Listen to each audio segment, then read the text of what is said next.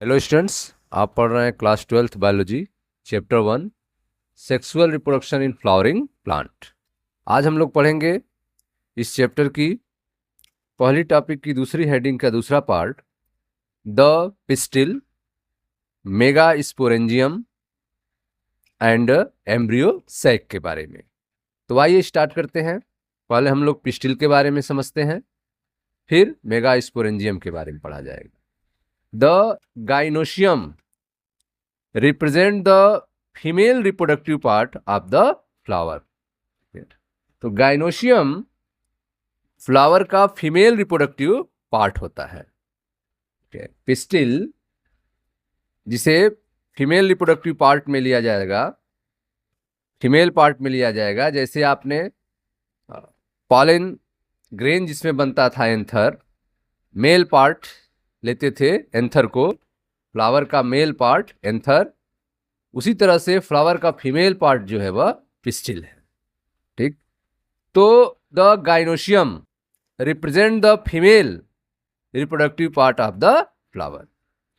The gynoecium में consist of a single pistil. ठीक है, अब गाइनोशियम में एक सिंगल पिस्टिल हो सकता है या फिर एक से अधिक भी पिस्टिल हो सकता है। गाइनोशियम में एक सिंगल पिस्टिल भी हो सकता है और एक से अधिक भी पिस्टिल हो सकता है। तो अगर सिंगल पिस्टिल है तो उसे हम कहेंगे मोनोकार्पेलरी, या फिर अगर एक से अधिक पिस्टिल है तो उसे कहेंगे मल्टीकार्पेलरी। ठीक, तो the gynoecium represent the female reproductive part of the flower. Gynoecium flower के फीमेल रिप्रोडक्टिव पार्ट को रिप्रेजेंट करता है। द गाइनोशियम में consist of a single pistil. Gynoecium single pistil का बना हो सकता है, उस कंडीशन में इसे हम मोनोकार्पेलरी कहेंगे। आर में है मोर देन वन पिस्टिल, या फिर यह एक से अधिक पिस्टिल का बना हो सकता है, तब हम इसे मल्टीकार्पेलरी कहेंगे। When there are more than one the pistil में बी फ्यूज टुगेदर। ठीक है, जब पिस्टिल एक से अधिक होते हैं तो पिस्टिल आपस में जुड़ जाते हैं, आपस में फ्यूज हो जाते हैं, उस कंडीशन को हम सिनकार्पस कहेंगे। क्या कहेंगे? सिनकार्पस। तो when there are more than one, जब एक से अधिक पिस्टिल होंगे, when there are more than one the pistil में बी फ्यूज टुगेदर, तो पिस्टिल जो है एक दूसरे से जुड़ जाएंगे, फ्यूज हो जाएंगे, इस कंडीशन को हम सिनकार्पस कहेंगे। आर में बी फ्री, या फिर वे अलग हो सकते हैं, फ्री भी हो सकते हैं। अगर पिस्टिल फ्री है तो इन्हें हम एपोकार्पस कहेंगे। ठीक है, तो जब एक से अधिक पिस्टिल हो और आपस में जुड़े हों, फ्यूज हों, उन्हें हम सिनकार्पस कहेंगे, या फिर जब अलग अलग हों तब इन्हें हम एपोकार्पस कहेंगे। आइए फिगर में देखते हैं, देखे ध्यान से। यह आपका एक पिस्टिल का फिगर है, पिस्टिल का फिगर। यहां पे यह देखें, मल्टीकार्पेलरी सिनकार्पस पिस्टिल ऑफ पेपावर। ठीक है, यह जो फिगर आप देख रहे हो, यह multi carpellary syncarpous pistil of paper. यह पेपर का सिनकार्पस पिस्टिल है, जिसमें पिस्टिल एक से अधिक थे जो आपस में, ठीक है, जुड़ गए हैं, आपस में जुड़ गए हैं। इस कंडीशन को हम सिनकार्पस कहते हैं। ठीक है, यह कंडीशन पाया जाता है किसमें? पेपेवर में। ठीक है, पेपेवर में सिनकार्पस पिस्टिल पाया जाता है। ठीक है, एक से अधिक, ठीक है, मल्टीकार्पेलरी कहते हैं इसको, मल्टीकार्पेलरी। ठीक है, इसमें आप देखें, इसमें पिस्टिल फ्री है, इसमें पिस्टिल जो है फ्री है, अलग अलग है। ठीक है, तो एपोकार्पस, इसे क्या कहेंगे? एपोकार्पस। और इसमें फ्यूज है, जुड़ गए हैं, इसे हम कहेंगे सिनकार्पस। तो सिनकार्पस किसमें पाया जाता है? पेपेवर के पिस्टिल सिनकार्पस होता है, मल्टीकार्पेलरी। और यह भी एक मल्टीकार्पेलरी है, बहुत सारे कार्पेल हैं इसमें, लेकिन यह फ्यूज नहीं है, इसे हम एपोकार्पस कहेंगे। Apocarpous gynoecium of Michelia. ठीक है, तो यह माइसेलिया है, माइसेलिया जिसमें एपोकार्पस गायनेशियम होता है, एपोकार्पस होता है, कार्पस जो है अलग अलग होते हैं। ठीक है, एपोकार्पस कंडीशन है। ठीक है, यह भी आपका मल्टी कार्पेलरी है, इसमें बहुत सारे कार्पल है लेकिन अलग अलग है, इसलिए इसका कंडीशन एपोकार्पस कहलाएगा। और इसमें भी कार्पल है लेकिन फ्यूज है, इसलिए इसको हम सिंकार्पस कहेंगे। और यह कंडीशन पाया जाता है पेपेवर में। ठीक है, और एपोकार्पस कंडीशन पाया जाता है माइसेलिया में। दोनों मल्टी कार्पेलरी है, यह भी मल्टी कार्पेलरी है, भी मल्टी कार्पेल, क्योंकि कई सारे कार्पेल पाए जा रहे हैं।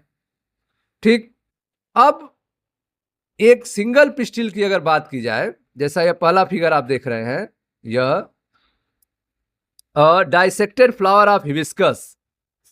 यह हिबिस्कस के डाइसेक्टेड फ्लावर का फिगर है, इसमें आप पिस्टिल को देख रहे हैं। ठीक है, इस पिस्टिल के कितने पार्ट हैं, तो आप देख रहे हैं कि सबसे ऊपर स्टिग्मा है, फिर स्टाइल है, और नीचे जो है ओवरी है, एक फूला हुआ पार्ट है जो कि ओवरी है, जो थैलेमस पर स्थित है। तो एक हिबिस्कस फ्लावर के डाइसेक्टेड पार्ट में पिस्टिल के स्ट्रक्चर को अगर हम देखें, तो यह पिस्टिल जो है थैलेमस पे लगा होता है, फीमेल पार्ट। ठीक है, थैलेमस पे लगा होता है, और सबसे निचला पार्ट जो होता है उसका बल्गी फूला हुआ पार्ट होता है, जिसे हम ओवरी कहते हैं। फिर एक पतला पार्ट होता है, डंठी जैसा पार्ट होता है, जिसे हम स्टाइल कहते हैं, और ऊपर वाला पार्ट होता है जिसे हम स्टिग्मा कहते हैं। तो एक हिबिस्कस फ्लावर के पिस्टिल में आप 3 पार्ट देख रहे हैं, स्टिग्मा, स्टाइल एंड ओवरी।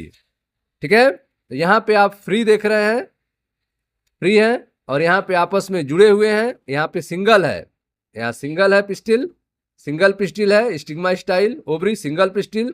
यहाँ पे बहुत सारे पिस्टिल है, मल्टी कार्पेलरी। ठीक है, लेकिन आपस में जुड़े हैं सिंकार्पस, पेपेवर में यहाँ भी मल्टी कार्पेलरी है लेकिन अलग अलग है, एपोकार्पस कंडीशन है माइसेलिया में।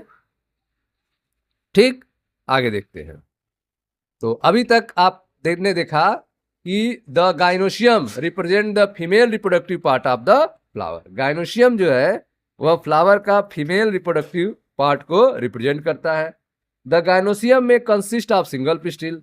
गाइनोशियम जो है एक सिंगल पिस्टिल का बना हो सकता है, तब इसे हम मोनोकार्पेलरी कहेंगे।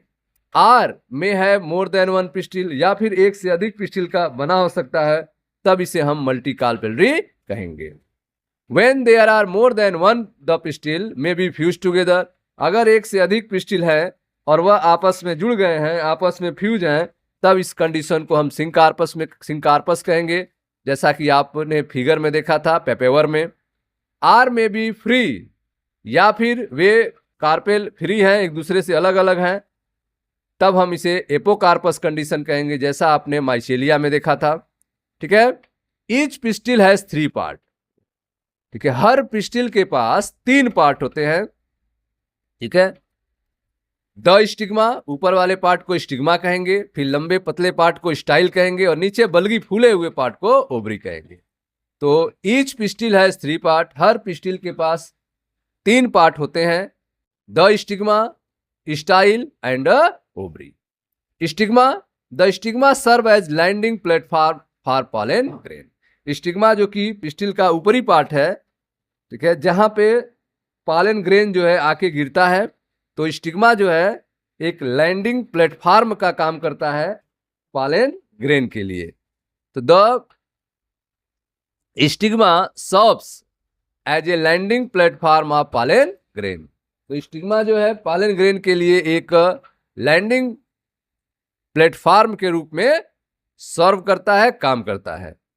द स्टाइल, स्टाइल की बात करें जो लंबा पतला होता है, the style is a elongated cylinder part beneath the stigma. ठीक है, स्टिग्मा के नीचे स्टाइल जो है एक लंबा सिलेंडर पार्ट होता है। The style is the elongated cylinder part beneath the stigma. ठीक है, अब आते हैं नीचे के पार्ट में। The basal bulge part of pistil is the ovary.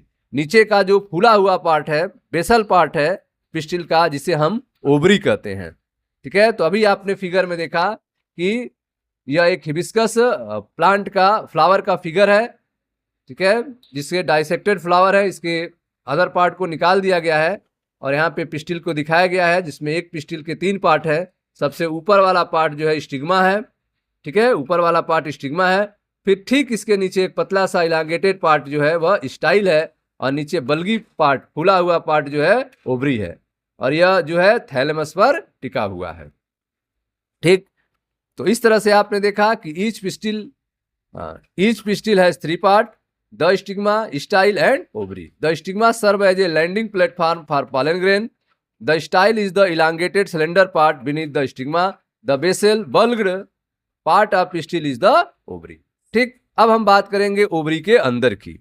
Ovary के अंदर देखा जाए तो क्या होता है उसकी बात करेंगे। Inside the ovary is the ovarian cavity locule. ठीक है, ओवरी के अंदर के पार्ट को ओवेरियन कैविटी कहते हैं। खाली जगह होता है जिसे हम लोक्यूल या कोष्टक कह सकते हैं, चेम्बर कह सकते हैं। ओवेरियन कैविटी, ठीक है, ओवरी के अंदर की जगह, लोक्यूल, चेम्बर, खाली जगह, यह सब हम कह सकते हैं, जिसके अंदर आप देखेंगे ओव्यूल रहेगा। Inside the ovary is the ovarian cavity. Ovary के अंदर ओवेरियन कैविटी होती है। ओवरी के अंदर क्या होता है? ओवेरियन कैविटी होता है, जो एक लोक्यूल के रूप में है, एक चेम्बर के रूप में होगा। The placenta is located inside the ovarian cavity.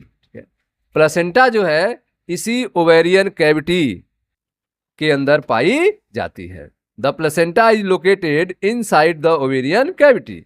Placenta जो है ओवेरियन कैविटी के अंदर ही स्थित होती है। ठीक है, तो आप देख रहे हैं कि जो बल्गी पार्ट होता है स्टाइल का, जिसे हम ओवरी कहते हैं, ओवरी के अंदर देखा जाए तो ओवेरियन कैविटी होती है, चेम्बर होता है, लक्यूल होता है, और प्लेसेंटा जो है इसी ओवेरियन कैविटी में होता है। The placenta is located inside the ovarian cavity. Recall the definition and type of placentation that you study in class 11। ठीक है, अब आपको याद करना है कि डेफिनेशन क्या होता है प्लेसेंटा का, या प्लेसेंटेशन कितने टाइप्स के होते हैं, जो आप क्लास 11 में पढ़े हैं। Recall the definition and type of placentation that you study in class 11। ठीक है, तो 11 में आपने प्लेसेंटा के बारे में पढ़ा था। ठीक है, आप कह सकते हैं प्लेसेंटेशन के बारे में, प्लेसेंटा के बारे में बताएं। इन अ फ्लावर पिस्टिल, ठीक है, in a flower's pistil, pistil मतलब female reproductive part. The placenta is the region, placenta क्या है? Placenta is the region within the ovary where ovule are attached. Placenta जो है वह एक रीजन है ओवरी के अंदर जहां पे ओव्यूल जो है उससे अटैच होता है। ठीक है, तो the placenta is the region within the ovary where ovules are attach. It is essentially the seed bearing tissue in the ovary. ठीक है, तो यह इसेंशियल है सीड वियरिंग टिश्यू के रूप में ओवरी के अंदर। ठीक है, तो in a flower pistil female reproductive part, the placenta is the region within the ovary where ovule are attach. Placenta क्या है? Placenta is the region within the ovary where ovule are attach. It is essentially the seed bearing tissue in the ovary. Placentation की बात की जाए तो placentation refer to the arrangement of ovule within the ovary of flowering plant. ठीक है, placentation क्या होता है? तो प्लेसेंटेशन आप कह सकते हैं अरेंजमेंट ऑफ ओव्यूल होता है, अरेंजमेंट ऑफ ओव्यूल होता है ओवरी के अंदर। तो placentation refer to the arrangement of ovule within the ovary of flowering plant. The main type of, ठीक है, the main type study are marginal placentation, axile placentation, ठीक है, parietal placentation and basal placentation. ठीक है, यह सब आप class 11 में पढ़े हैं। प्लेसेंटेशन क्या है? Placentation refer to the arrangement of ovule within the ovary of flowering plant. The main type of study are placentation is marginal, axile, parietal and basal. ठीक है, तो यह हो गया आपके क्वेश्चन का आंसर। नेक्स्ट आगे देखते हैं। Arising from the placenta are the megasporangia commonly called ovule. ठीक है, तो अब आप देख रहे हो कि प्लेसेंटा से उत्पन्न होने वाले जो मेगास्पोरेंजिया है उसे हम सामान्यतः ओव्यूल कहते हैं। Arising from the placenta are the megasporangia. Placenta से उत्पन्न होने वाला मेगास्पोरेंजिया जो है जिसे हम कॉमन रूप से ओव्यूल कहते हैं। ठीक है, तो मेगास्पोरेंजिया को ही हम कॉमनली रूप से क्या कहते हैं, ओव्यूल कहते हैं। तो arising from the placenta are the megasporangia commonly called ovule. ठीक है, प्लेसेंटा से उत्पन्न होने वाले मेगास्पोरेंजिया सामान्यतः ओव्यूल कहलाती है। The number of ovule in an ovary में बी 1।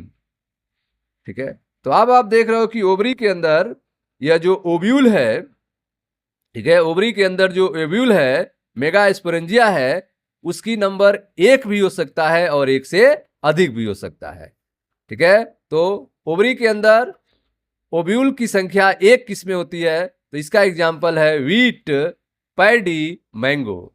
व्हीट, पैडी, मैंगो के ओवरी में ओव्यूल्स के नंबर 1 होते हैं, जबकि पपाया, वाटरमेलन, आर्किड के ओवरी में ओव्यूल के नंबर्स 1 से अधिक होते हैं, मेनी होते हैं। ठीक है, तो इस तरह से आपने देखा कि प्लेसेंटा से मेगास्पोरेंजिया उत्पन्न होता है जिसे हम ओव्यूल कहते हैं।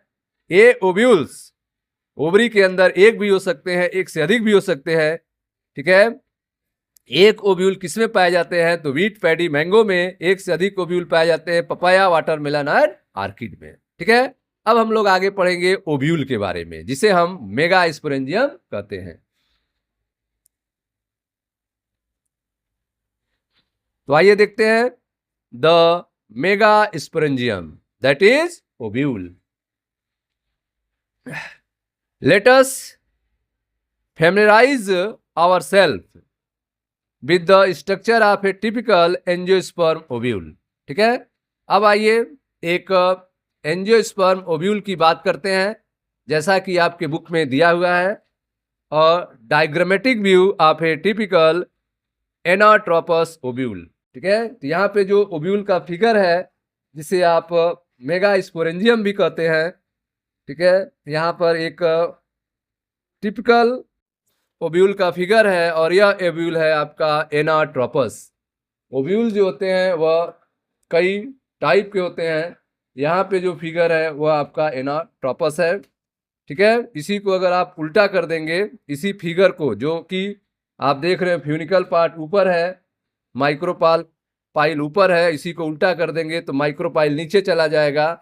उसका फिगर आप देखें, यह फिगर जिसमें माइक्रोपाइल नीचे चला गया है, उल्टा कर दिए हैं, तो यह फिगर आपका एनाट्रोपस है।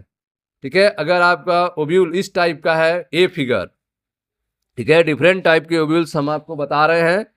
ए फिगर देखें, इसे हम आर्थोट्रोपस कहते हैं, जिनमें माइक्रोपाइल ऊपर की तरफ, अगर इस तरह का स्ट्रक्चर आपको मिले, ठीक है, जिसमें यह इस तरह का स्ट्रक्चर हो, तो इसे हम आर्थोट्रोपस ओव्यूल कहते हैं, आर्थोट्रोपस ओव्यूल कहते हैं। यह फिगर आप देखें, यह आपका एनाट्रोपस ओव्यूल है जो आपके बुक में बना हुआ है, एनाट्रोपस ओव्यूल। ठीक है, यह एनाट्रोपस ओव्यूल है। यह सी फिगर देखें, यह हेमीट्रोपस ओव्यूल है। इस तरह का फिगर अगर है तो इसे हम हेमीट्रोपस ओव्यूल कहते हैं, हेमीट्रोपस ओव्यूल। यह ओव्यूल देखें, यह आपका कंपाइलोट्रोपस ओव्यूल है, कंपाइलोट्रोपस ओव्यूल इसे कहेंगे हम। यह आप फिगर देखें, यह है एम्फीट्रोपस ओव्यूल, एम्फीट्रोपस ओव्यूल। और लास्ट में आप देखें सर्सिनोट्रोपस ओव्यूल, सर्सिनोट्रोपस ओव्यूल। तो इस तरह से ओव्यूल जो होते हैं वह 6 टाइप के हैं। 6 टाइप के ओव्यूल्स यहाँ पर दिखाया गया है और आपको केवल एक ही टाइप के ओव्यूल के बारे में जानना है जो कि है एनाट्रोपस ओव्यूल। ठीक है, तो इस तरह से ओव्यूल्स जो होते हैं वे हम कह सकते हैं कि यह 6 टाइप के यहाँ पे आपको बताया जा रहा है। पहला यह फिगर आप देख रहे हो, इसे हम आर्थोट्रोपस कहते हैं ओव्यूल। सेकेंड वाले को एनाट्रोपस कहते हैं, थर्ड वाले को हेमीट्रोपस, 4 को कंपाइलोट्रोपस, यह है आपका एम्फीट्रोपस और यह है सर्सिनोट्रोपस। हम बात करेंगे किस ओव्यूल की, हम बात करेंगे एनाट्रोपस ओव्यूल की। तो आइए दोस्तों बात करते हैं, जैसा कि आपके एनसीईआरटी में दिया हुआ है उस फिगर की बात करते हैं जिसे हम कहते हैं एनाट्रोपस ओव्यूल, ठीक है, और इसे मेगा स्पोरेंजियम भी कहते हैं। तो एनाट्रोपस ओव्यूल में आप देखें ध्यान से, ठीक है, ध्यान से देखें, इस ओव्यूल के ऊपर और नीचे वाले पार्ट हैं, ठीक है, नीचे जो बेसल पार्ट हैं, बेसल पार्ट है, नीचे आधारी पार्ट बेसल पार्ट है, जिन्हें हम चलाजल पोल कहते हैं। क्या कहते हैं? चलाजल पोल कहते हैं। और ऊपर वाला जो पार्ट है जो माइक्रोपाइल के पास है उसे हम माइक्रोपाइलर पोल कहते हैं, ठीक है। तो एक एनाट्रोपस ओव्यूल में, ठीक है, या फिर अदर ओव्यूल में भी दो पोल होते हैं, ठीक है, जो बेसल की तरफ होते हैं, बेस की तरफ होते हैं, उन्हें हम चलाजल पोल कहते हैं, और जो माइक्रोपाइल की तरफ होते हैं उन्हें हम माइक्रोपाइलर पोल कहते हैं, ठीक। एक ओव्यूल के बीचों बीच में एम्ब्रियो सैक होता है। एक ओव्यूल के बीचों बीच में आप देखें यह एम्ब्रियो सैक है, एम्ब्रियो सैक है। एम्ब्रियो सैक को घेरा हुआ न्यूक्लियस होता है, एम्ब्रियो सैक को चारों तरफ से घेरा हुआ न्यूक्लियस होता है। उसके बाद आप देख रहे हैं कि दो इंटेगुमेंट होते हैं, दो इंटेगुमेंट होते हैं। सबसे बाहर वाला जो परत है उसे आउटर इंटेगुमेंट कहते हैं, उसके अंदर वाले जो परत हैं उसे इनर इंटेगुमेंट कहते हैं, ठीक है। तो सबसे बाहरी लेयर जो कि आउटर इंटेगुमेंट का फॉर्मेशन करती है, उसके अंदर के लेयर जो इनर इंटेगुमेंट बनाती है, ठीक है, उसके अंदर न्यूक्लियस होता है। न्यूक्लियस जो है चारों तरफ से घेरा रहता है एम्ब्रियो सैक को, ठीक है। एक जगह पे आप देख रहे हैं कि दोनों आउटर और इनर इंटेगुमेंट आपस में जुड़े हुए नहीं है, खाली जगह है, उसे हम माइक्रोपाइल कहते हैं, माइक्रोपाइल कहते हैं, ठीक है। प्लेसेंटा से जुड़ा हुआ पार्ट आप देख रहे हैं जिसे फ्यूनिकल कहते हैं। प्लेसेंटा से जुड़ा हुआ पार्ट जो है वह फ्यूनिकल है। यह फिगर देखें, यह फ्यूनिकल है, आपका माइक्रोपाइल है, ठीक है। माइक्रोपाइल वाले पार्ट को हम माइक्रोपाइलर पोल कहेंगे। ठीक उसके विपरीत आपका चलाइजल पोल होगा, ठीक है। बीचों बीच में आप देख रहे हैं एम्ब्रियो सैक है, एम्ब्रियो सैक के चारों तरफ से न्यूक्लियस है, न्यूक्लियस के चारों तरफ से आउटर इंटेगुमेंट, इनर इंटेगुमेंट है, उसके बाहर जो है आउटर इंटेगुमेंट है, ठीक है। तो अब आप देख रहे हैं एक पॉइंट है जहां पे फ्यूनिकल प्लेसेंटा आपस में मिलते हैं, जुड़ते हैं माइक्रोपाइल के पास, जिसे हम हाइलम कहते हैं। देखें यहाँ पे हाइलम, यह पॉइंट, अभी इसकी बात की जाएगी। तो आइए स्ट्रक्चर के बारे में आपने समझा, अब उसके बारे में पढ़ते हैं। आप पढ़ रहे हैं द मेगा स्पोरेंजियम ओव्यूल के बारे में, जो कि पाया जाता है ओवरी के अंदर। Let us familiarise ourselves with the structure of a typical angiosperm ovule, ठीक है। तो अब आप जो है एक टिपिकल एंजियोस्पर्म ओव्यूल के बारे में, जो कि एनाट्रोपस ओव्यूल है, इसके बारे में आप परिचित होंगे, परिचय कराया जाएगा। देखे ध्यान से, फिगर आपने देखा, the ovule is a small structure attach to the placenta, ठीक है। तो ओव्यूल एक स्मॉल स्ट्रक्चर होता है जो कि प्लेसेंटा से जुड़ा होता है। तो ओव्यूल जो है प्लेसेंटा से जुड़ा होता है एक पतले से डंठल के द्वारा, जिसे फ्यूनिकल कहते हैं। ओव्यूल जो है, यह जो ओव्यूल आप देख रहे हो एक छोटा स्ट्रक्चर है, यह ओव्यूल प्लेसेंटा से जुड़ा होता है एक पतले से डंठल के द्वारा, एक पतले से स्टाल के द्वारा, जिसे हम फ्यूनिकल कहते हैं। तो फ्यूनिकल से ही ओव्यूल जो है प्लेसेंटा से जुड़ा होता है, ठीक है। देखे ध्यान से, the ovule is a small structure, ovule क्या है? एक स्मॉल स्ट्रक्चर है, attach to the placenta by means of a stalk called funicle, ठीक है। तो यह स्मॉल स्ट्रक्चर जो है ओव्यूल का, यह प्लेसेंटा से एक पतले से स्टाल के द्वारा जुड़ा होता है, जिसे हम फ्यूनिकल कहते हैं। The body of ovule fuses with funicle, ठीक है, जहां पे ओव्यूल की बॉडी फ्यूनिकल से फ्यूज होती है, मिलती है। The body of ovule fuses with funicle in the reason called hilum, उस रीजन को हाइलम कहा जाता है, ठीक है। The body of ovule, figure देखें, हाइलम, यह फ्यूनिकल जो है ओव्यूल के बॉडी से जिस जगह पे मिल जाता है, यह जो डंठल है, स्टाल्क है, जो प्लेसेंटा से जुड़ा हुआ है, उस पार्ट को फ्यूनिकल कहते हैं। और यह फ्यूनिकल पार्ट ओव्यूल के बॉडी से जिस जगह पे फ्यूज होता है, जिस जगह से जुड़ता है, जहां पे मिला होता है, उसी पार्ट को हम हाइलम कहते हैं। क्या कहते हैं? हाइलम कहते हैं। तो हाइलम क्या होता है? The body of ovule, ovule की बॉडी जो है जिस पॉइंट पे फ्यूज होती है फ्यूनिकल से, उस पॉइंट को हाइलम कहेंगे। तो the body of ovule fuses with funicle in the reason called hilum, आप पढ़ रहे हैं द मेगा स्पोरेंजियम के बारे में, ओव्यूल के बारे में। इसमें आपने देखा the ovule is a small structure attach to the placenta by means of a stalk called funicle. Ovules जो है एक स्मॉल स्ट्रक्चर है जो प्लेसेंटा से एक स्टॉल के द्वारा जुड़ा होता है, जिसे हम फ्यूनिकल कहते हैं। The body of ovule fuses with funicle in the reason called hilum. ठीक है, ओव्यूल की बॉडी जो है फ्यूनिकल से एक रीजन पर फ्यूज होती है और उस रीजन को हम हाइलम कहते हैं। 10 hilum represent the junction between ovule and funicle. हम कह सकते हैं कि हाइलम जो है एक जंक्शन है, एक जुड़ाव है ओव्यूल और फ्यूनिकल के बीच में। Hilum represent the junction between ovule and funicle. Each ovule has 1 or 2 protective envelope. ठीक है, हर ओव्यूल के पास 1 या 2 प्रोटेक्टिव इन्वेलप्स होते हैं, कवरिंग होता है, लेयर होते हैं, जिन्हें हम इंटेगुमेंट्स कहते हैं। तो each ovule has 1 or 2 protective envelopes called integument.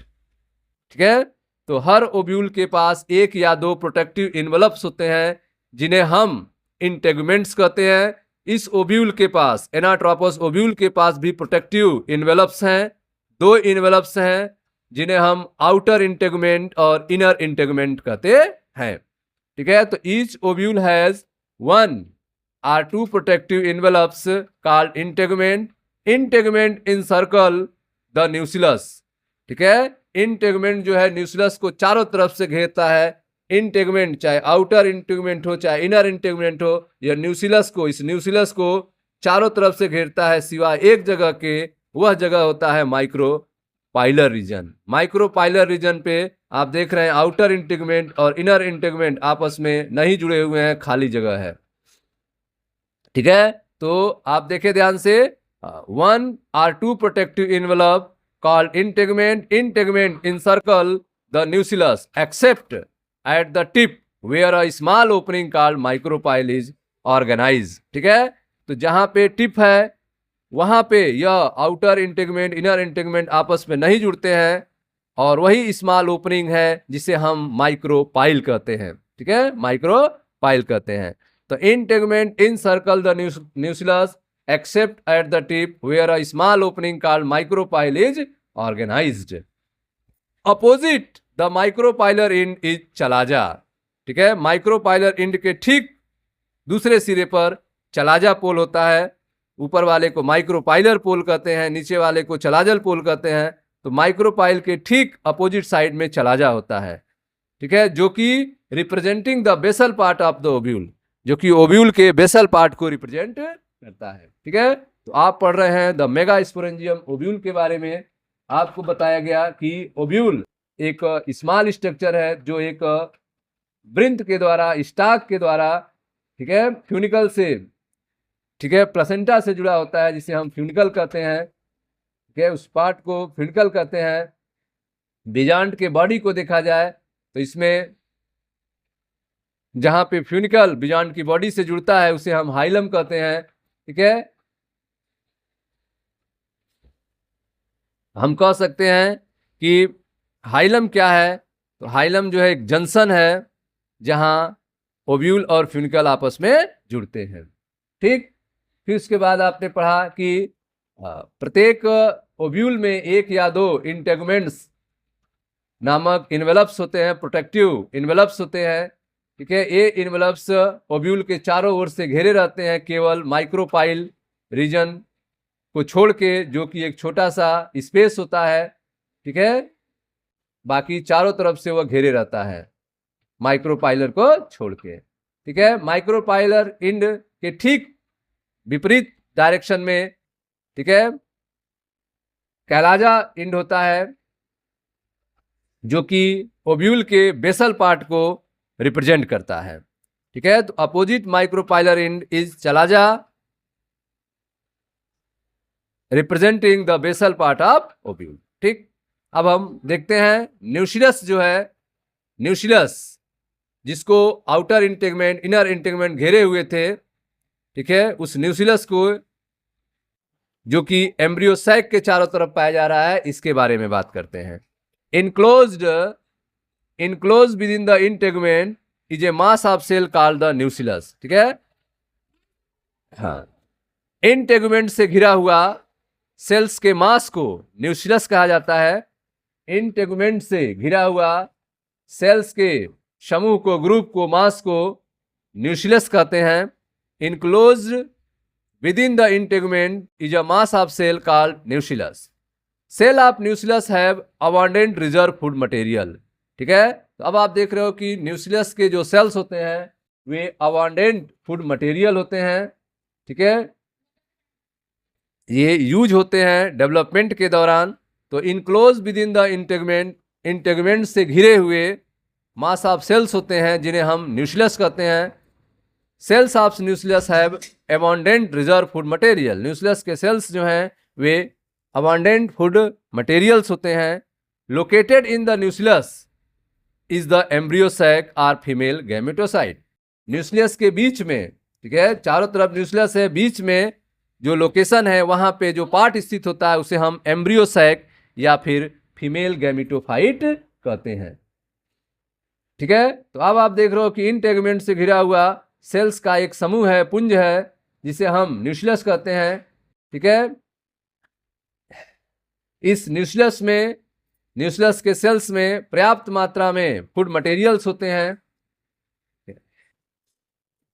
Located in the nucleus is embryo sac or female gametophyte. ठीक है, न्यूक्लियस के बीच में आप देख रहे हैं एम्ब्रियो सैक या फीमेल गैमेटोफाइट स्थित होता है। An ovule generally has a single embryo sac. एक ओव्यूल के अंदर साधारणतः एक ही एम्ब्रियो सैक हो सकता है। ठीक है, an ovule generally has a single embryo sac form from megaspore. ठीक है, अब आप देख रहे हो कि जनरल रूप की अगर बात की जाए तो एक ओव्यूल में एक ही एम्ब्रियो सैक होते हैं जो कि मेगास्पोर से बनते हैं। ठीक है, an ovule generally has a single embryo sac form from megaspore. ठीक है, तो मेगास्पोर से एम्ब्रियो सैक का फॉर्मेशन होता है ओव्यूल के अंदर, जो कि साधारणतः एक ही होते हैं। An ovule generally has a single embryo sac. एक ओव्यूल के पास एक ही एम्ब्रियो सैक होता है नॉर्मली, जो कि फार्म फ्रॉम द मेगास्पोर, जो कि मेगास्पोर से बनता है। ठीक है, अब हम बात करेंगे मेगास्पोरोजेनेसिस की। मेगास्पोरोजेनेसिस की यह क्या होता है?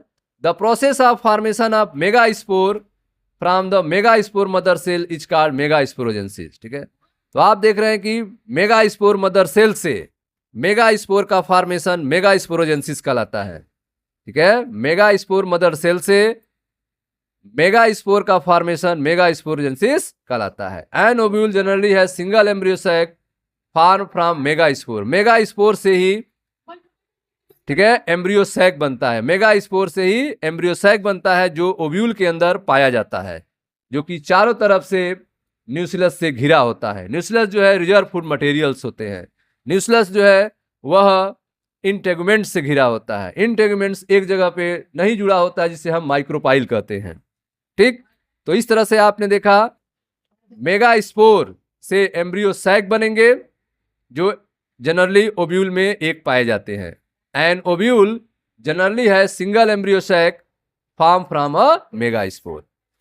ठीक है, तो the process of formation of megaspore, megaspore के फॉर्मेशन के बारे में हम पढ़ेंगे। The process of formation of megaspore from megaspore mother cell is called megasporogenesis. ठीक है, तो मेगास्पोर मदर सेल से मेगास्पोर का बनना मेगास्पोरोजेनेसिस कहलाता है। ठीक है, तो the process of formation of megaspore from megaspore mother cell is called megasporogenesis. Ovule generally differentiate a single megaspore mother cell in the micropylar region. ठीक है, तो आप देख रहे हो कि ओव्यूल्स जो है जनरली की अगर बात किया जाए, नॉर्मलतः ovules differentiate a single megaspore mother cell. ठीक है, ओव्यूल्स में एक सिंगल मेगास्पोर मदर सेल होता है जो कि माइक्रोपाइलर रीजन की तरफ होता है। वहीं पे डिवीजन स्टार्ट होता है और मेगास्पोर का बनता है, मेगास्पोर का फॉर्मेशन होता है। ठीक है, जो एम्ब्रियो सैक का फॉर्मेशन करते हैं। तो ओव्यूल के अंदर ovule generally differentiate a single megaspore mother cell ठीक है। Ovule generally differentiate a single megaspore mother cell MMC in micropylar region of the nucleus. ठीक है, तो न्यूक्लियस में माइक्रोपाइलर रीजन जो होता है, वहीं पे माइक्रोपाइलर रीजन पे न्यूक्लियस के पास मेगा स्पोर मदर सेल्स होते हैं, वहीं पे डिवीजन होगा। डिवीजन होने से एम्ब्रियो सैक का फॉर्मेशन होगा। फिगर आप देखें, यह आप फिगर देखें, यह न्यूक्लियस के किस रीजन की बात हो रही है? माइक्रोपाइलर इंड की। माइक्रोपाइलर इंड जो है, और एक चलाजल इंड होता है, चलाजल इंड जो बेसल पार्ट होता है, ठीक है, और एक माइक्रोपाइलर इंड होता है जो ओपनिंग पार्ट होता है, जो ऊपर की तरफ होता है, फ्यूनिकल के पास होता है। तो माइक्रोपाइलर इंड के न्यूक्लियस जो है चारों तरफ से घेरा रहता है, किसको? मेगा स्पोर मदर सेल को, मेगा स्पोर मदर सेल को। इस मेगा स्पोर मदर सेल से ही मेगा स्पोर बनेगा। मेगा स्पोर मदर सेल से ही क्या बनेगा? मेगा स्पोर बनेगा। जो मेगा स्पोर बनाएगा किसको? मेगा स्पोर बनाएगा एम्ब्रियो सैक को। मेगा स्पोर बनाएगा किसको? एम्ब्रियो सैक को। तो कैसे मेगा स्पोर मदर सेल जो है बनाएगा मेगा स्पोर को, और उससे बनेगा एम्ब्रियो सैक, उसके बारे में हम लोग बात करते हैं। तो न्यूक्लियस से घिरा हुआ यह मेगा स्पोर मदर सेल है, इसमें डिवीजन होगा। पहले यह 1 से 2 बनेंगे, मेगा स्पोर डायड बनेगा, मेगा स्पोर डायड बनेगा, फिर यह 2 से 4 हो जाएंगे, मेगा स्पोर टेट्राड बन जाएगा, मेगा स्पोर टेट्राड बन गया। तो आप देख रहे हैं कि एमएमसी में मेगा स्पोर मदर सेल में डिवीजन हो रहा है। ठीक है, किस रीजन पे? न्यूक्लियस के माइक्रोपाइलर इंड पर हो रहा है। और पहले मेगा स्पोर 2 पार्ट में बन रहा है, मेगा स्पोर डायड बन रहे हैं, मेगा स्पोर डायड बन रहे हैं।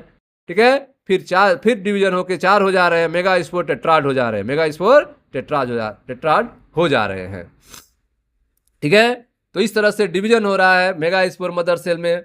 ठीक है, तो पहले 1 से 2 हो रहे हैं, फिर 2 से 4 हो जा रहे हैं, फिर डिवीजन होगा 4 से 8 हो जाएंगे, 4 से 8 हो जाएंगे, 3 ऊपर 3 नीचे चले जाएंगे, 2 बीच में रह जाएंगे, 3 ऊपर 3 नीचे चले जाएंगे, 2 बीच में रह जाएंगे, फिर आगे डेवलपमेंट हो जाएगा। तो इस तरह से एक मेगा स्पोर मदर सेल से स्टार्ट होके फाइनली जो है मेगा स्पोर से एम्ब्रियो सैक बन जाएगा। ठीक है, जिसमें आप 8 न्यूक्लिएट देख सकते हैं, 3 ऊपर 3 नीचे 2 बीच में 8 न्यूक्लिएट होंगे। ठीक है, यह आपका एक एम्ब्रियो सैक का फॉर्मेशन है, इसी की बात हम लोग कर रहे हैं। ठीक है, हम पढ़ रहे हैं मेगा स्पोरोजेनेसिस के बारे में, फॉर्मेशन ऑफ मेगा स्पोर के बारे में। ठीक है, फॉर्मेशन ऑफ एम्ब्रियो सैक के बारे में। ठीक है, पहले हम मेगा स्पोरोजेनेसिस की starting megaspore mother cell से होगी। Megaspore mother cell megaspore बनाएगा, मेगा स्पोर से बनेगा एम्ब्रियो सैक।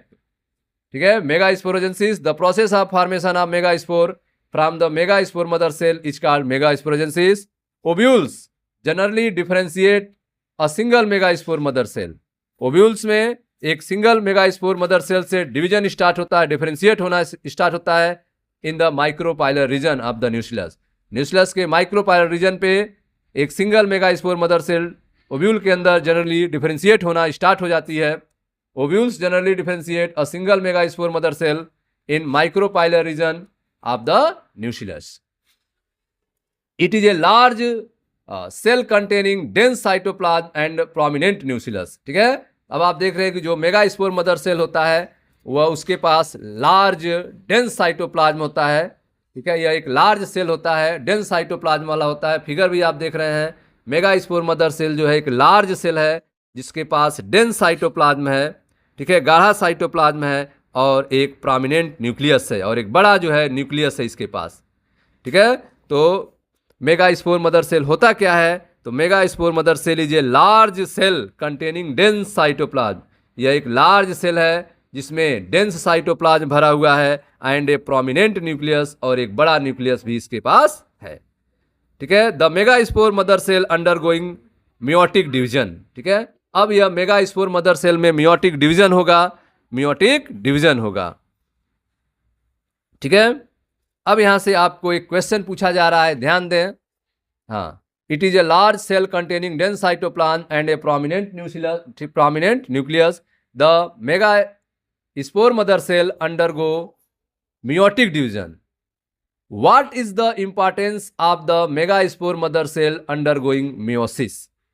ठीक है, अब यहां पे क्वेश्चन आपसे पूछ रहा है कि मेगास्पोर मदर सेल जो मियोसिस कर रही है उसका क्या इंपॉर्टेंस है, क्या उपयोग है, ठीक है, जिसकी वजह से meiosis result in the production of 4 megaspore, meiosis होने की वजह से 4 मेगास्पोर का फॉर्मेशन हो रहा है, ठीक है।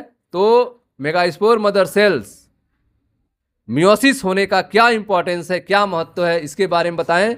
The megaspore mother cell undergo meiosis to produce haploid megaspore, ठीक है। मेगास्पोर मदर सेल जो मियोसिस शो कर रही है, मियोसिस कर रही है, इससे हैप्लॉयड मेगास्पोर बनेंगे which are essential for the formation of female gametophyte, जो कि फीमेल गैमेटोफाइट को बनाने के लिए जरूरी है, एम्ब्रियोसाइक के फॉर्मेशन के लिए जरूरी है, एंड अल्टीमेटली एग सेल, ठीक है, और इन्हीं से अंततः एग सेल बनेगा प्लांट में, ठीक है। तो what is the importance of MMC undergoing meiosis, इसका आंसर क्या होगा, तो आप आंसर देंगे the MMC that is megaspore mother cell undergo meiosis to produce haploid megaspore which are essential for the formation of female gametophyte embryo sac and ultimately the egg cell in plant. This process ensure the correct chromosome number in maintained in gamete, ठीक है। यह process जो है ensure करता है chromosome number जो है वह गैमीट में मेंटेन हो and introduces genetic variation through crossing over, ठीक है, जेनेटिक वेरिएशन जो है क्रॉसिंग ओवर के थ्रू इंट्रोड्यूस हो सके। तो the megaspore mother cell undergo meiosis to produce haploid megaspore which are essential for the formation of female gametophyte that is embryo sac and ultimately the egg cell in plant. This process ensure the correct chromosome number is maintain in the gamete and introduces genetic variation through crossing over, ठीक है। तो यह आपने देखा क्यों जरूरी है, और फाइनली इसका रिजल्ट क्या हुआ, तो फाइनली रिजल्ट आपने देखा meiosis result is the in the production of 4 megaspore, ठीक है। मियोसिस होने से उसका रिजल्ट आएगा, इससे 4 मेगास्पोर का फॉर्मेशन होगा। फिगर आप देख सकते हैं, मेगास्पोर मदर सेल जिसमें मियोसिस हो रहा है, पहले मेगास्पोर डायड बन रहे हैं, फिर मेगास्पोर टेट्राड बन रहे हैं। तो फाइनली आप देख रहे हैं कि meiosis result in the production of 4 megaspore, ठीक है। मियोसिस की वजह से यहाँ पे अब 4 मेगास्पोर का फॉर्मेशन हो चुका है। अब हम लोग पढ़ेंगे फीमेल गैमेटोफाइट के बारे में, फीमेल गैमेटोफाइट के बारे में। तो स्टूडेंट्स आपने देखा कि फाइनली मियोसिस की वजह से मेगास्पोर मदर सेल से 4 मेगास्पोर का फॉर्मेशन हो गया, ठीक। अब हम देखेंगे female gametophyte in a majority of flowering plant one of megaspore is functional while the other 3 degenerate, ठीक है। तो यह 4 जो मेगास्पोर बने हैं इनमें से अधिकांश फ्लावरिंग प्लांट में 3 जो मेगास्पोर होते हैं वह नष्ट हो जाते हैं, डिजनरेट हो जाते हैं, और एक ही मेगास्पोर फंक्शनल होता है, ठीक है। In a majority of flowering plant one of the megaspore is functional while the other 3 degenerate, ठीक है। तो एक फंक्शनल होता है और 3 क्या होते हैं, डिजनरेट होते हैं, नष्ट हो जाते हैं, और जो फंक्शनल होता है वही आगे जो है एम्ब्रियो सेक का फॉर्मेशन करेगा। Only the functional megaspore develop into the female gametophyte embryo sac, ठीक है। जो फंक्शनल मेगास्पोर होता है वही जो है आगे फीमेल गैमेटोफाइट को डेवलप करेगा, जिसे हम एम्ब्रियो सेक कहते हैं। Only the functional megaspore develop into the female gametophyte that is embryo sac. This method of embryo sac formation from a single megaspore is termed as monosporic development, ठीक है। तो यह method जिसमें एक single megaspore जो है embryo sac का formation कर रहा है, इसे हम मोनोस्पोरिक डेवलपमेंट कहते हैं। This method of embryo sac formation from a single megaspore is termed monosporic development, ठीक है। हम बात करेंगे मोनोस्पोरिक डेवलपमेंट की। देखें ध्यान से, यह आप देख रहे थे एमएमसी था, मेगास्पोर मदर सेल था। मेगास्पोर मदर सेल है जो प्राइमरी आर्चिस्पोरियल सेल है, ठीक है। प्राइमरी आर्चिस्पोरियल सेल्स हैं, प्राइमरी पेराइटल सेल्स हैं, डिवीजन हो रहा है, प्राइमरी पेराइटल सेल हैं, डिवीजन हो रहा है, प्राइमरी स्पोरोजेनस सेल बन रहे हैं, ठीक है। फिर डिवीजन हो रहा है parietal cell, megaspore mother cell, MMC की बात की जा रही है, ठीक है, एमएमसी की बात की जा रही है। मेगा स्पोर मदर सेल जो है डिवीजन करके 4 बनाएगा, 4 बन जाएगा आपका माइक्रो स्पोर मेगा स्पोर, ये 4 मेगा स्पोर बन गए। लीनियर टेट्राड मेगा स्पोर, ठीक है, जिसमें से 3 नष्ट हो जाएंगे, एक बच जाएगा, जो नीचे वाला होगा वही बच जाएगा, ऊपर वाले नॉर्मल नष्ट हो जाते हैं। तो एक जो है फंक्शनल मेगा स्पोर बच जाएगा, 3 ऊपर वाले जो है नॉर्मली डिजनरेट हो जाते हैं, ऊपर वाले तीनों नष्ट हो जाएंगे, मोनोस्पोरिक डेवलपमेंट कहेंगे। Degenerating mega spore, degenerating mega spore, और एक बच गया फंक्शनल मेगा स्पोर, ठीक है। फंक्शनल मेगा स्पोर की अब बात करेंगे तो यह आपका फंक्शनल मेगा स्पोर है जो डेवलप होकर एम्ब्रियो सैक बनाएगा। जो डीजनरेटिंग मेगा स्पोर है या नष्ट हो गए, और यह आपका फंक्शनल मेगा स्पोर है जो डेवलप हो रहा है। डेवलप होने पर साइटोप्लाज्म उतने तेजी से डेवलप नहीं हो पा रहे हैं, इसलिए इसमें स्पेस रह जा रहा है, बैकोल बन जा रहे हैं, ठीक है। यह एम्ब्रियो सैक डेवलप हो रहा है, यहाँ डिवीजन हो रहा है 2 से 4, 4 से 8, इस तरह से डेवलप होना जाएगा। 8 न्यूक्लिएट बन जाएंगे, ठीक है। ऑक्टेंट हो गया, अब ऑक्टेंट हो गया, आप देख रहे हैं 8 न्यूक्लिएट बन हो गया है, 8 न्यूक्लियस हो गए हैं, ठीक है। इसमें से 3 न्यूक्लियस ऊपर चले जाएंगे, 3 न्यूक्लियस नीचे चले आएंगे, 2 बीच में रह जाएगा, ठीक है। जो ऊपर वाला आप देखें एग सेल, एक एग सेल है, उसका 2 सहयोगी है जिसे सिनर्जिट्स कहते हैं। एग सेल सिनर्जिट्स, एक न्यूक्लियस एग सेल के पास है, 2 न्यूक्लियस सिनर्जिट्स के पास है, ठीक है। यह तीनों मिलकर हमें एक अपरेटस फॉर्मेशन करता है, एग अपरेटस इसको कहते हैं। 3 नीचे जो है उसे एंटीपोडल सेल कहते हैं, 3 नीचे वाले को एंटीपोडल सेल कहते हैं, 2 बीच वाला जो है उसे पोलर न्यूक्लियाई कहते हैं, ठीक है। तो इस तरह से यह एक डेवलप मेगा फीमेल गैमेटोफाइट है जिसे हम एम्ब्रियो सैक कह रहे हैं, ठीक है, जिसके 2 इंड है, एक चलाजल इंड जो बेसल पार्ट है, एक माइक्रोपाइलर इंड, ठीक है। तो जो माइक्रोपाइलर इंड है वहां पे आपका सिनर्जिट्स होते हैं और एक सेल होते हैं। माइक्रोपाइलर इंड पे सिनर्जिट्स होते हैं और एक सेल होते हैं, ठीक है। और चलाजल इंड जो बेसल पार्ट होता है वहां पे आपका एंटीपोडल सेल्स होते हैं, एंटीपोडल सेल्स होते हैं। बीच में जो है, ठीक है, पोलर न्यूक्लियाई होते हैं, ठीक है, पोलर न्यूक्लियाई होते हैं। सेकेंडरी न्यूक्लियस जिसे आप कह सकते हो, जिसकी पोलैरिटी 2n होती है, जिसकी पोलैरिटी 2n होती है। ऊपर आप देख रहे हो एग सेल जिसकी पोलैरिटी n होगी, सिनर्जिट्स जिसकी पोलैरिटी n होगी, एंटीपोडल सेल्स जिसकी पोलैरिटी n होगी, बीच वाला जो है पोलर न्यूक्लियाई जो है उसकी पोलैरिटी जो है 2n होती है, सेकेंडरी ठीक है, न्यूक्लियस जिसकी पोलैरिटी 2n होती है, ठीक। आगे देखते हैं। तो आपने देखा फीमेल गैमेटोफाइट के बारे में। In a majority of flowering plant one of megaspore is functional, ठीक है।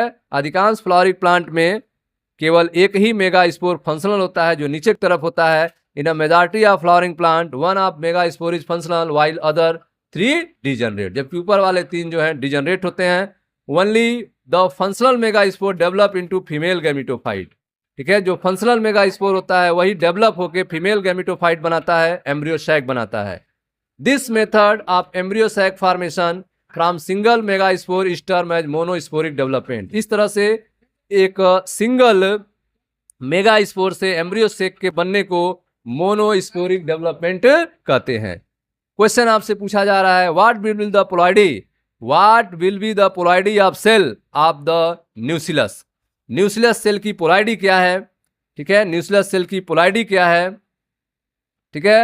MMC megaspore mother cell की the functional megaspore and female gametophyte. What will be the polarity of the cell of nucellus megaspore mother cell the functional megaspore and female gametophyte. तो the polarity of nucellus and MMC is diploid, ठीक है। तो जो mega spore mother cells की न्यूसिलस है उसकी polarity जो है 2n है, ठीक है।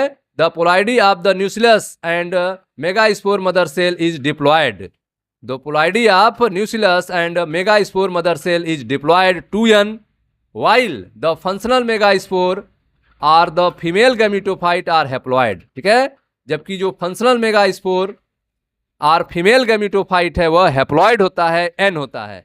तो the polarity of nucellus and MMC is diploid 2n while the functional megaspore or the female gametophyte are haploid n, ठीक है। तो हम बात कर रहे हैं फीमेल गैमेटोफाइट डेवलपमेंट की। अभी आपने देखा कि एक जो होता है वो फंक्शनल होता है, वह फंक्शनल डिवाइड करता है, 1 से 2 बनते हैं, 2 से 4 बनते हैं, 4 से 8 बनते हैं, ठीक है। इसमें से 3 जो है एक सिरे पे चले जाते हैं, 3 एक सिरे पे चले जाते हैं, ठीक है।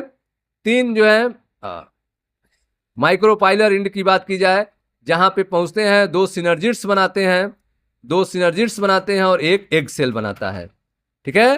तो एक एक न्यूक्लियस जो है सिनर्जिड्स के पास होते हैं और एक न्यूक्लियस जो है एग के पास होता है, ठीक है। फिगर आप देख रहे हैं, एक सिंगल एग सेल है और 2 सिनर्जिड्स हैं जो आपके माइक्रोपाइलर इंड पे हैं। कहां पे हैं? माइक्रोपाइलर इंड पे हैं। जबकि चलाजल इंड पे आप देख रहे हैं, चलाजल इंड पे एंटीपोडल्स हैं जो कि बाद में डिजनरेट हो जाएंगे, नष्ट हो जाएंगे। बीच में सेंट्रल सेल है, बीच में सेंट्रल सेल है जहां पे 2 पोलर न्यूक्लियाई हैं, जहां पे 2 पोलर न्यूक्लियाई हैं, ठीक है, जो बाद में मिलकर 2n हो जाएंगे। ठीक, आगे डेवलपमेंट देखेंगे क्या होगा, तो फिर इसको आप उल्टा करें, ठीक है। यह जो एंटीपोडल्स है उनको ऊपर करें फिगर के अनुसार और चलाजल इंड को नीचे करें, ठीक है। फिगर आप देखें, यह जो नीचे चलाजल इंड था जहां पे एंटीपोडल्स थे वो फिगर पलट गया है इसमें बुक में। अब चलाजल इंड ऊपर चला गया है, एंटीपोडल्स ऊपर चले गए और जो माइक्रोपाइलर इंड था जहां पे सिनर्जी और एक थे वो नीचे आ गए, माइक्रोपाइलर इंड नीचे आ गया, ठीक है। तो ऊपर आप देख रहे हैं 3 सेल जो कि चलाजल इंड पे है, एंटीपोडल्स हैं जो बाद में नष्ट हो जाएंगे। नीचे वाले जो आप देख रहे हैं 3 सेल, 3 न्यूक्लियस जो है, 3 न्यूक्लियस जो है जिसमें 2 जो है सिनर्जिड्स का फॉर्मेशन किए हो और एक सेल के पास है, ठीक। पोलर सेल जो है बीच में सेंट्रल सेल जिसको कहते हैं, वहां पे 2 पोलर न्यूक्लियाई हैं।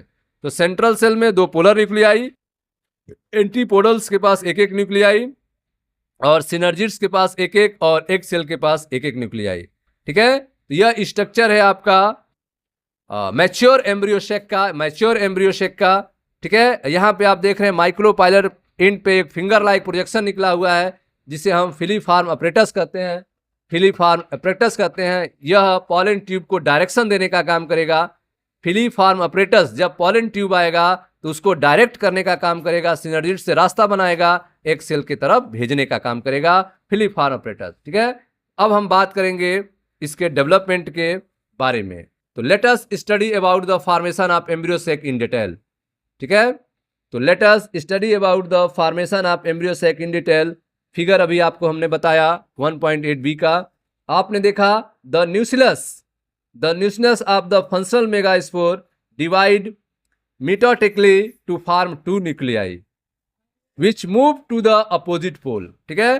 तो न्यूक्लियस जो है जिसमें फंक्शनल मेगास्पोर है वह डिवाइड होगा मेटोटिकली तरीके से और बनेगा 2 न्यूक्लियाई, ठीक है, 2 न्यूक्लियाई जो कि अपोजिट पोल पे मूव कर जाएंगे। The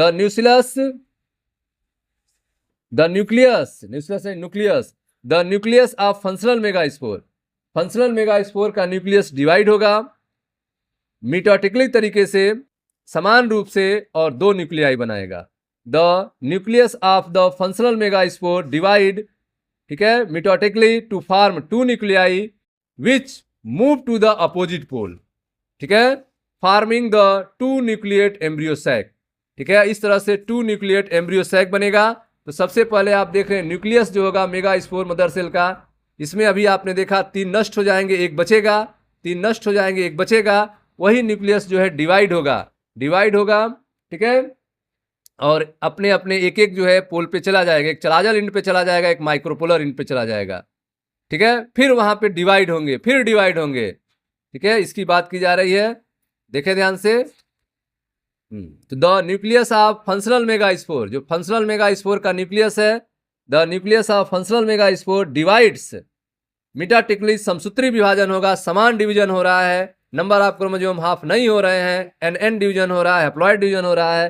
the nucleus of functional megaspore divide, ठीक है, mitotically to form 2 nuclei which move to the opposite pole, ठीक है, यह दोनों न्यूक्लियाई अपोजिट पोल पे मूव कर जाएंगे, फॉर्मिंग द 2 न्यूक्लिएट एम्ब्रियोसैक। इस तरह से 2 न्यूक्लियस का एम्ब्रियोसैक तैयार हो जाएगा, forming the 2 nucleate embryo sac, 2 more subs, ठीक है, 2 मोर सिक्वेंशियल मेटोटिक न्यूक्लियर डिवीजन। अब फिर लगातार 2 बार फिर मेटोटिक न्यूक्लियर डिवीजन होगा। अभी 1 बार हुआ है तो 2 न्यूक्लियस बने हैं, फिर 1 बार होगा तो 4 होंगे, फिर 1 बार होगा तो 8 होंगे, ठीक है। तो इस तरह से केवल न्यूक्लियस डिवाइड हो रहे हैं, केवल न्यूक्लियस डिवाइड हो रहे हैं, फ्री न्यूक्लियर डिवीजन यहां पे हो रहा है। 2 more sequential mitotic nuclear division result in the formation of 4 nucleate, तो 2 से 4 होंगे, 4 न्यूक्लिएट होंगे, and later the 8 nucleate stage, और 4 से 8 हो जाएंगे, आगे चल के 8 न्यूक्लिएट स्टेज बन जाएगा ऑफ द एम्ब्रियो साइक। तो पहले जो था 2 न्यूक्लिएट एम्ब्रियो साइक था, फिर 4 न्यूक्लिएट एम्ब्रियो साइक होगा, फिर 8 न्यूक्लिएट एम्ब्रियो साइक का फॉर्मेशन हो जाएगा। ठीक है, 8 न्यूक्लिएट स्टेज आ जाएगा एम्ब्रियो साइक का। It is of interest to note that, अब यहां पे ध्यान देने की जरूरत है कि these mitotic division are strictly free nuclear, यहां पे जो मिटोटिक डिवीजन हो रहा है वह फ्री न्यूक्लियर हो रहा है, यहां पे सेल वॉल फॉर्मेशन नहीं हो रहा है, केवल न्यूक्लियस डिवीजन होते चले जा रहे हैं, इसे हम फ्री न्यूक्लियर डिवीजन कहेंगे। ठीक है, तो it is interest to note that this mitotic division are strictly free nuclear, that is nuclear division are not followed immediately by cell wall formation, nuclear division के बाद तुरंत सेल वॉल का formation नहीं हो रहा है। ठीक है, तो इस तरह के डिवीजन को हम फ्री न्यूक्लियर डिवीजन कहेंगे। Nuclear divisions are not follow immediately by cell wall formation. ठीक है, after the 8 nucleate stage of embryo sac, embryo sac में 8 न्यूक्लिएट स्टेज आने के बाद, after the 8 nucleate stage cell wall are laid down leading to organisation. ठीक है, 8 nucleate stage के बाद सेल वॉल का फॉर्मेशन शुरू होगा, सेल वॉल का फॉर्मेशन शुरू होगा। After the 8 nucleate stage cell wall are, ठीक है, cell walls are laid down leading to the organisation of the typical female gametophyte or embryo sac. ठीक है, तो 8 न्यूक्लिएट स्टेज के बाद सेल वॉल फॉर्मेशन होंगे, जिससे फीमेल गैमिटोफाइट एम्ब्रियो सैक का ऑर्गेनाइजेशन होगा, निर्माण होगा। ठीक है, सेल वॉल बनेंगे और एक फीमेल गैमिटोफाइट का फॉर्मेशन होगा। तो cell wall are laid down leading to the organisation of a typical female gametophyte or embryo sac. Observe the distribution of cell inside embryo sac. ठीक है, एम्ब्रियो सैक में cell के distribution, nucleus के distribution देखें, पहले जब division हो रहा था फ्री न्यूक्लियर डिवीजन था। ठीक है, सेल वॉल का फॉर्मेशन नहीं हो रहा था, अब यहाँ पे सेल वॉल फॉर्मेशन हो चुके हैं, जिसमें 3 न्यूक्लियस जो हैं आप ऊपर चलाजल एंड पे देख रहे हैं, जिनमें वॉल फॉर्मेशन हो चुका है, और एंटीपोडल्स, जिनका क्या कहते हैं, एंटीपोडल्स कहते हैं। माइक्रो पाइलर एंड पे 3 न्यूक्लियस है, यहाँ पर भी सेल वॉल फॉर्मेशन हो चुका है।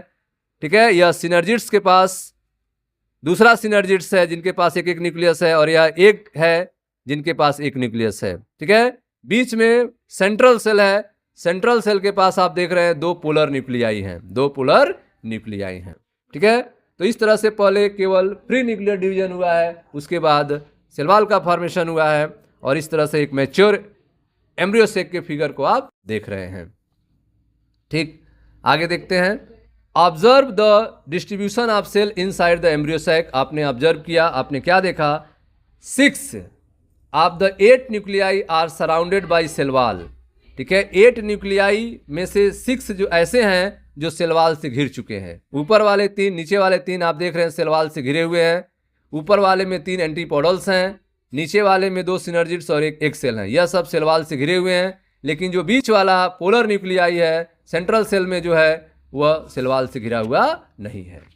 ठीक है, यही बात कहा जा रहा है। 6 of the 8 nuclei are surrounded by cell wall and organise into cell. ठीक है, तो यह सेल वॉल से घिर चुके हैं, सेल का फॉर्मेशन कर रहे हैं। द रिमेनिंग 2 न्यूक्लियाई, बचे हुए जो 2 न्यूक्लियाई हैं कॉल्ड पोलर न्यूक्लियाई, जिन्हें हम पोलर न्यूक्लियाई कहते हैं, are situated below the egg apparatus in the large central cell. ठीक है, जो कि एग अपरेटस के, ठीक है, एग अपरेटस के ऊपर आप देख रहे हैं, एग अपरेटस के ऊपर जो है स्थित हैं एक लार्ज सेंट्रल सेल में। ठीक है, एक लार्ज सेंट्रल सेल में एग अपरेटस के ऊपर जो है पोलर न्यूक्लियाई स्थित हैं। ठीक, तो आपने देखा कि 6 of 8 nuclei are surrounded by cell wall and organise into cell. The remaining 2 nuclei called polar nuclei are situated below the egg apparatus in the large central cell. There is a characteristic distribution of cells within the embryo sac. ठीक है, तो embryo sac के अंदर sales के जो distribution है वे एक characteristics दिखाते हैं, एक उनका एक अपना एक कैरेक्टर्स हैं। There is a characteristic distribution of the cell within the embryo sac. Embryo sac के अंदर सेल्स का डिस्ट्रीब्यूशन जो है एक कैरेक्टरिस्टिक्स होता है।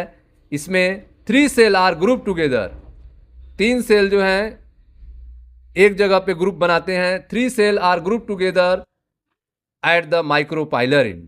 3 सेल जो है माइक्रोपाइलर एंड पे ग्रुप बनाते हैं and constituent the egg apparatus. ठीक है, और मिलकर एग अपरेटस का फॉर्मेशन करते हैं। ठीक है, तो इन 3 सेलों को मिला के हम एग अपरेटस कहते हैं, जो कि माइक्रोपाइलर एंड पे होते हैं। तो 3 cell are group together at the micropylar end and constitute the egg apparatus. ठीक है, तो 3 सेल जो ग्रुप बनाते हैं माइक्रोपाइलर एंड पे, इनको एक साथ मिला के एग अपरेटस कहा जाता है। The egg apparatus in turn consist of 2 synergids and 1 egg cell. इस एग अपरेटस में 2 सिनर्जिड्स होते हैं और एक एग सेल होता है। ठीक है, तो माइक्रोपाइलर एंड पे सेल्स का जो ग्रुप होता है जिसमें 3 सेल होते हैं, यह तीनों मिलकर एग अपरेटस कहलाते हैं। इस एग अपरेटस में 2 सिनर्जिड्स होते हैं और एक एग सेल होता है। The egg apparatus is turn consist of 2 synergids and 1 egg cell. The synergids have special cellular thickening. ठीक है, सिनर्जिड्स के पास, जो सिनर्जिड्स हैं उनके पास एक स्पेशल तरह के सेलुलर थिकनिंग दिखाई दे रही है एट द माइक्रोपाइलर टिप के पास, जिसे हम फिलीफॉर्म अपरेटस कहते हैं। तो सिनर्जिड्स के पास आप देखें एक स्पेशल टाइप के सेलुलर थिकनिंग दिखाई दे रही है, फिंगर लाइक प्रोजेक्शन दिख रहा है, जिसे हम फिलीफॉर्म अपरेटस कहते हैं। ठीक है, इसे हम फिलीफॉर्म अपरेटस कहते हैं। ठीक है, तो आप देख रहे हैं द सिनर्जिड्स हैव, सिनर्जिड्स के पास the synergids have special cellular thickening at micropylar tip called filiform apparatus. इस फिलीफॉर्म अपरेटस का वर्क क्या होता है, जो कि सेलुलर थिकनिंग है, फिंगर लाइक प्रोजेक्शन निकला है माइक्रोपाइलर एंड के पास, which play an important role in guiding, which play an important role in guiding the pollen tube into the synergids। synergids के अंदर pollen tube को गाइड करने का काम जो है फिलीफॉर्म अपरेटस करता है। ठीक है, तो जब pollen tube आएगा, ठीक है, और अंदर एम्ब्रियो सैक के अंदर इंटर करेगा, तो गाइड करने का काम जो है यह सिनर्जिड्स के अंदर फिलीफॉर्म अपरेटस करेगा। ठीक है, तो the synergids have special cellular thickening at the micropylar tip called filiform apparatus which play an important role in guiding the pollen tube into the synergids. ठीक है, इसका प्रमुख कार्य है कि जब पॉलन ट्यूब्स आएंगे तो सिनर्जिड्स के अंदर फिलीफॉर्म अपरेटस जो है वह गाइड करने का काम करेगा, एग सेल के पास भेजने का काम करेगा। ठीक है, 3 cell are at the chalazal end, जो 3 सेल चलाजल एंड पे हैं, एंड आर कॉल्ड एंटीपोडल्स, उनको हम एंटीपोडल्स कहते हैं। The 3 cell are at chalazal end and are called antipodals. 3 cell जो कि चलाजल एंड पे हैं उन्हें हम एंटीपोडल्स कहते हैं। ठीक है, ये सेल्स जो है नष्ट हो जाते हैं, डिजनरेट हो जाते हैं बाद में। द लार्ज सेंट्रल सेल, ठीक है, जो लार्ज सेंट्रल सेल है as mention earlier has 2 polar nuclei. ठीक है, एक बड़ा सेंट्रल सेल है जिसके पास 2 पोलर न्यूक्लियाई है। ठीक है, यह लार्ज सेंट्रल सेल है, लार्ज सेंट्रल सेल है जिसके पास 2 पोलर न्यूक्लियाई हैं। लार्ज सेंट्रल सेल है जिनके पास क्या है, 2 पोलर न्यूक्लियाई है। ठीक है, the large central cell as mention earlier has 2 polar nuclei. ठीक है, जिसके पास 2 पोलर न्यूक्लियाई। तो इस तरह से आपने देखा कि एक एम्ब्रियो सैक के अंदर 10 टिपिकल एंजियोस्पर्म एम्ब्रियो सैक, ठीक है, एक टिपिकल एंजियोस्पर्म एम्ब्रियो सैक जो है एट मैच्योरिटी, जब वो पूरी तरह से डेवलप हो चुका होगा तो उसके अंदर क्या स्टेज होंगे, तो थ्रू 8 न्यूक्लिएट, उसके अंदर 8 न्यूक्लिएट सिस्टम होगा एंड 7 सेल्ड होंगे। ठीक है, तो typical angiosperm embryo sac at maturity through 8 nucleate is 7 celled. ठीक है। एक टिपिकल एम्ब्रियो सैक कैसा होता है एंजियोस्पर्म का, तो मैच्योर होने के बाद यह 8 न्यूक्लिएट होता है और 7 सेल्ड होता है, ठीक है, जिसमें 7 सेल होते हैं और 8 न्यूक्लिएट होते हैं, 8 न्यूक्लियस होता है। 7 सेल में आप देख रहे हैं, ठीक है, यह 3 सेल्स ऊपर हैं, 3 सेल्स नीचे हैं, ठीक है, 6 हो गए और एक सेंट्रल सेल, तो 7 सेल हो गए। और न्यूक्लियस की बात की जाए तो 3, 3, 6 और 2, 8, तो 8 न्यूक्लिएट, तो 8 न्यूक्लिएट एंड 7 सेल स्टेज होता है एक मैच्योर एम्ब्रियो सैक के पास, ठीक है। तो a mature typical angiosperm embryo sac contain through 8 nucleate and 7 cell stage. Okay students, तो इस तरह से यह आपका कंप्लीट हुआ। मिलते हैं नेक्स्ट वीडियो में जहाँ पे हम लोग पॉलिनेशन का डिस्कशन करेंगे। Thank you.